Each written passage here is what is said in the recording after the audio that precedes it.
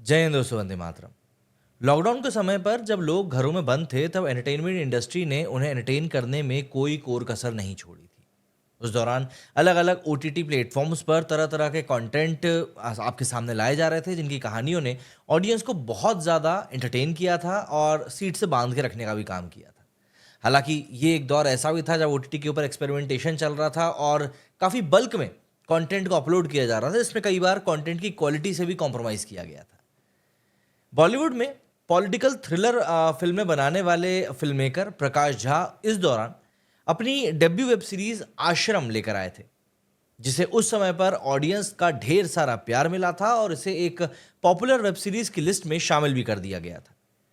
लोगों ने पहली बार बॉबी देओल को भी एक बहुत ही अलग अवतार में देखा था और ये वही दौर था जब बॉबी देओल की एनिमल वाली इमेज सामने नहीं आ पाई थी और इस इमेज में वो लिटरली छा गए थे। साल 2020 में आई ये सीरीज अभी तक 3 सीजन इसके आ चुके हैं और सबके सब अपने आप में सुपरहिट रहे हैं।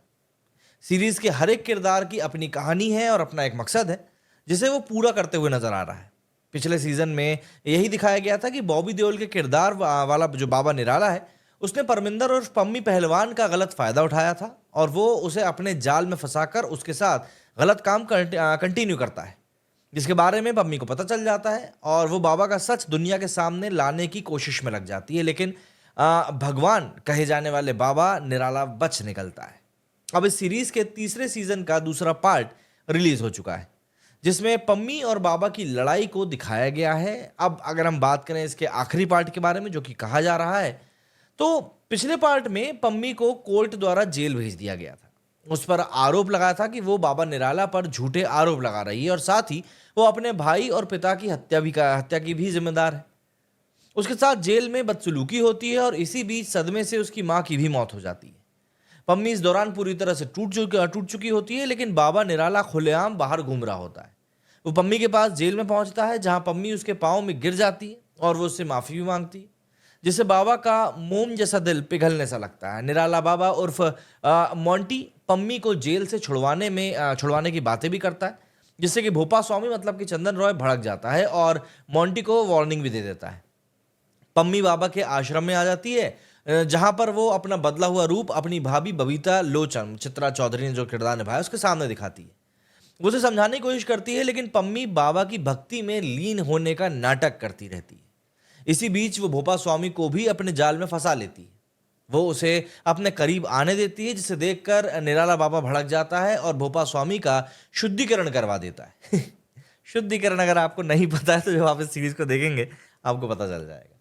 इस अपमान से भोपा बहुत ज्यादा नाराज हो जाता है और बदले की आग में मोंटी के खिलाफ हो जाता है। अब यहीं पर सवाल है कि क्या भोपा स्वामी पम्मी के साथ मिलकर निराला बाबा का सच सामने ला पाता है? अगर हाँ, तो वो कैसे? ये जानने के लिए आपको सीरीज देखना पड़ेगी और उसके बाद आपको पता चल जाएगा। जब सीरीज रिलीज हुई थी तब इसकी खास बात यह थी कि इसकी कहानी और प्रेजेंटेशन बहुत अलग था और अच्छा भी था।